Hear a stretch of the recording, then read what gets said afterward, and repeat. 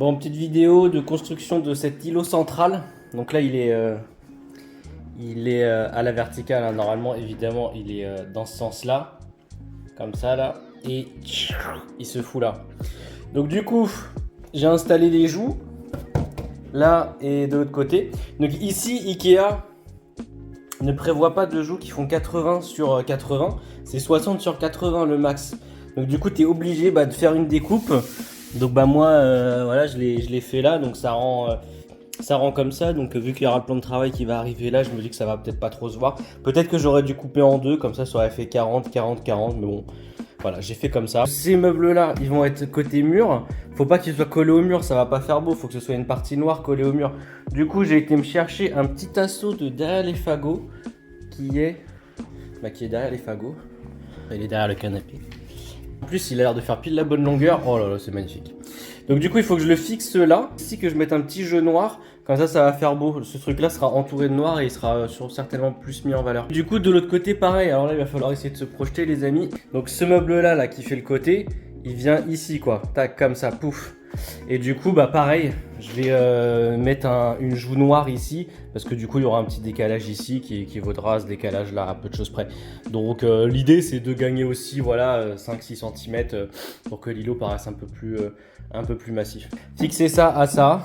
Fixer le tasseau et puis découper les joues. Voilà la famille.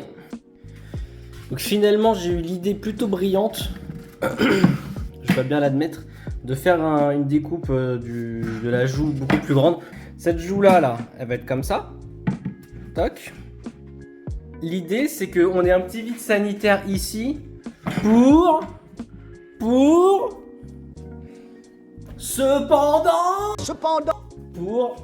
mettre cette magnifique prise encastrable, je sais pas comment on dit. Petite démo du fonctionnement. Tada! Donc ça s'encastre dans le plan de travail. Et donc du coup le plan de travail qui va être là, du coup la prise elle sera là comme ça. Vous voyez un petit peu le talon en fait, c'est juste le talon. Donc du coup j'ai calé la joue avec un petit assaut, j'ai une petite équerre parce qu'il y a le plan de travail qui va venir se fixer là. Ici du coup il y a l'angle avec l'autre meuble. J'ai remis une planche ici pour pouvoir faire en sorte que ce meuble là, je puisse le visser un peu partout pour être bien solide. Et oui, je suis un peu dégoûté, j'ai fait une boulette en fixant la joue. J'ai fait des trous ici et là. Alors que c'est justement ici et là que faut pas faire de trous quoi, vu que le meuble d'angle va s'arrêter à peu près là. Donc oui, il va falloir combler avec du silicone ou j'en sais rien quoi. Ma foi voilà, donc là ouais je vais essayer de le remettre debout. Tadam! Magnifique. Magnifique ma chérie. Donc je vais le tourner pour l'aligner avec lui, je vais les solidariser ensemble. Enfin oui, quand on voit l'envers du décor on se dit putain mais c'est bizarre quoi. Mais en vrai, une fois que tout est bien fixé, ça va le faire, ça va être beau. C'est beau. Bon, fin de journée, faut que je parte. Donc ça rend comme ça. La face ici, donc évidemment, là c'était juste une chute pour... Évidemment, ça va continuer jusque là. Donc ici, le petit vide sanitaire pour ma petite prise encastrable qui va bien. Les joues, ça rend nickel. Et du coup, voilà comment ça fait de ce côté-là. Il faut considérer que là il y a les deux portes. Donc j'ai fixé ça au mur. J'en ai encore chié de méga ouf. Enfin, c'est insupportable. Là il y a le câble qui arrive du coup ici proprement pour venir alimenter les deux prises électriques qu'il y aura sur le plan de travail pour bouilloire et cafetière. Donc ce sera deux prises classiques. Et ici on aura la prise encastrable qui s'extracte juste pour la frime. Et du coup là où j'ai du bol, c'est que cette porte là masque les vis. Finalement qui sont visibles là, toutes les vis là elles sont visibles et du coup pour les petits trous là qu'il y a en bas là que j'ai fait sans réfléchir, faudra mettre un petit peu de silicone noir et ça va disparaître tellement la tempête. Le seul truc sur lequel je suis pas convaincu donc à voir avec la patronne, c'est voilà, est-ce que là c'est assez grand pour rentrer. Honnêtement je trouve que oui. Je crois que la norme c'est genre 1m10, 1m20 de circulation dans une cuisine. Après il n'y a pas de règle hein. Les nains ont besoin de moins quoi. เป็นชนิดาปอยที่ชดาคิดโหวัง D'ailleurs, les nains, faut qu'ils fassent vachement gaffe de pas se cogner. Hein. The javelin in the F41 category. And he's hurled that one. Donc là, ouais, vous voyez, là, ouais, bah il y a 80, 87. Combien? Non mais je crois que la norme c'est entre deux meubles qui se font face.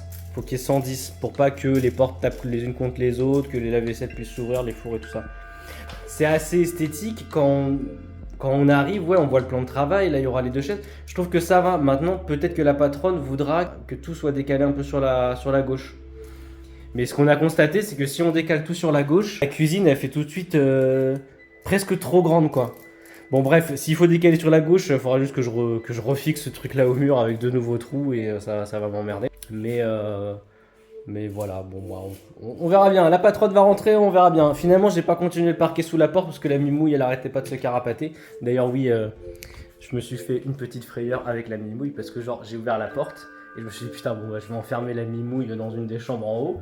Je referme la porte, je monte à l'étage, je fais toutes les pièces, pas de mimouille. Je fais putain bon bah fait chier, je peux pas faire le parquet.